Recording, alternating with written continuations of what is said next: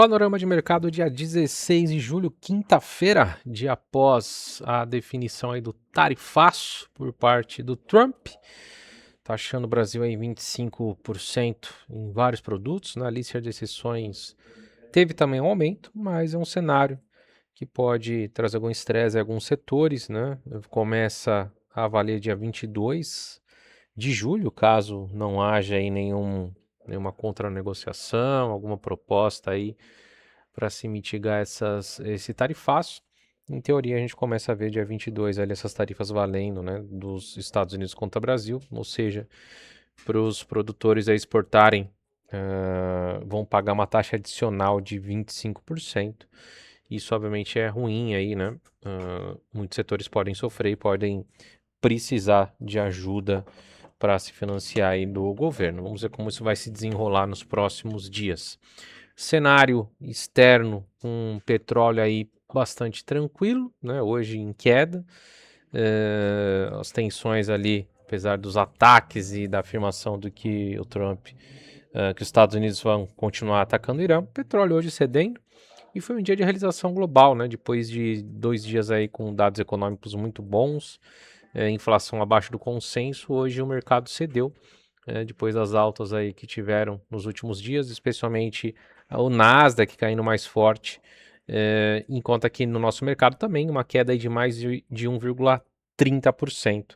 Então, um dia de realização nos mercados mundo afora e especialmente no cenário Brasil. A gente vai ficar de olho no radar em relação ao tarifaço, em relação a pesquisas eleitorais, nessa corrida eleitoral que deve começar em breve, até dia 15, aí, com a definição das chapas que irão concorrer. O Ibov, então, caminhando para fechar com uma queda superior a 1,3%, está caminhando aí para fechar na região dos 173.600 pontos, volta então para baixo da região rompida, o que é um sinal ruim. A gente vinha de uma maneira bastante lateral, né? Travada no Ibov, fez o rompimento da região ali dos 175 mil, voltou para testar na mínima de ontem a região e hoje, né, que esperávamos uma reação, voltou a ceder e perdeu essa região aí de suporte dos 175 mil. Então a gente volta possivelmente para trabalhar aí numa região de congestão.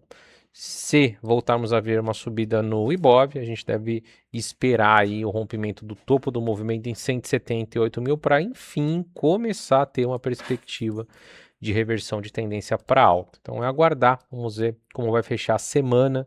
O Ibov aí que na semana, vamos colocar o gráfico semanal aqui, vem caindo bem, né? Uma queda aí de 2,40%, devolvendo a boa alta da semana passada. O S&P queda de 0,51, não conseguiu vencer a região de resistência ali dos 7.580 pontos, hoje volta a ceder, mas ainda trabalha acima da média de 9, ainda tem um viés bastante tranquilo aí de alta, né, especialmente num prazo maior.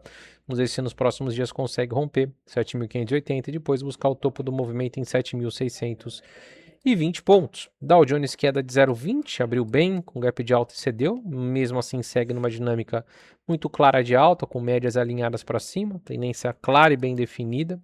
O Nasdaq, uma queda de 1,62%. No caso do Nasdaq, a gente começa a ter um pouquinho mais de preocupação, porque tínhamos um padrão aqui, né? Ainda temos, na verdade, um padrão de triângulo simétrico, mas que agora ameaça romper para baixo esse triângulo e começar a trazer uma realização mais forte, vindo buscar a região entre 28.300 e a retração de 382 de todo o movimento de alta lá na região dos 27.700.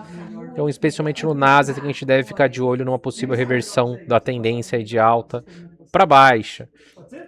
Juros americanos voltaram a subir levemente hoje, depois de 2 dias de queda forte. O 2 anos sobe 1,6 bips, ainda em claramente tendência de alta. Os 5 anos, depois das quedas de ontem, sobe hoje 1,4, ainda negociando com médias inclinadas para cima, ainda numa tendência bem definida de alta. E o 10 anos com uma alta de 1,2 bips hoje, vindo testar a média de 9, mas também engatando uma sequência bastante forte aí da mínima do final do mês de junho até agora a metade do mês de julho, dinâmica bastante altíssima nos juros americanos.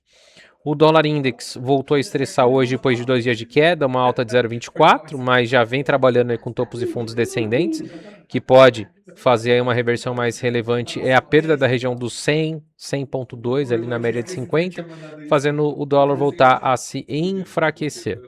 O VIX hoje, uma alta de 6,64, voltou a visitar a região dos 15 pontos, é uma ótima região para compra, para hedge, para proteção. Volta a subir, qualquer notícia aí, qualquer estresse pode voltar a fazer o VIX voltar a patamares entre 20 e 23 pontos. Petróleo hoje caindo 1,54%, então tivemos uma boa puxada nos últimos dias, volta a ceder, apesar do estresse, da guerra e do Trump ali dizer que vai atacar o Irã. A gente tem um cenário de petróleo mais tranquilo, com mais oferta no radar, né? Por conta da produção maior ali da Venezuela, da Arábia Saudita, do oleoduto que estão planejando criar ali no Iraque para tirar a relevância do Estreito de Hormuz. A gente tem um estresse aí, mas nada que se compare com o início do estresse que nós tivemos na guerra. Então a gente pode parar nessa região dos 87, 88 dólares no petróleo e voltar a ceder se as coisas voltarem a trazer um alívio nas tensões. Minério de ferro caiu lá em Singapura, 0,45% de queda, no aftermarket leve alta, começa a trazer uma leitura de possível reversão, mas precisa, né, firmar ali acima dos 101 dólares para isso, para buscar as médias de 50, de 200, cenário que ainda não está muito forte para dizer que o minério de ferro vai reverter tendência. Já metais preciosos bastante pesados depois das altas dos últimos 2 dias. Hoje queda forte no ouro, mais de 2%, 2,10% no momento. Caminhando ali para voltar a buscar a mínima no ano, na região dos 3.942 dólares. A prata com uma queda de 3,87%, renovou já a mínima no ano, né? A mínima ali do dia 24 de junho. Tá vindo para buscar um suporte ali na região dos 54 dólares, tendência muito clara de baixa. E criptomoedas, depois de uma terça-feira muito forte, segundo dia de correção, Bitcoin cai 0,81, cai um pouquinho ontem também, mas vem com uma dinâmica mais forte, né? Vencendo a média de 50 com espaço para buscar a região de 67 mil dólares, enquanto o Ethereum, que subiu 2 dias muito bem, hoje cai 2,28, já trabalhando bem acima da média de 50, média de 9, média de 21, com uma leitura de um fundo duplo, que pode levar à continuação da recuperação do Ethereum para buscar patamar entre 2.000 e 2.100 dólares.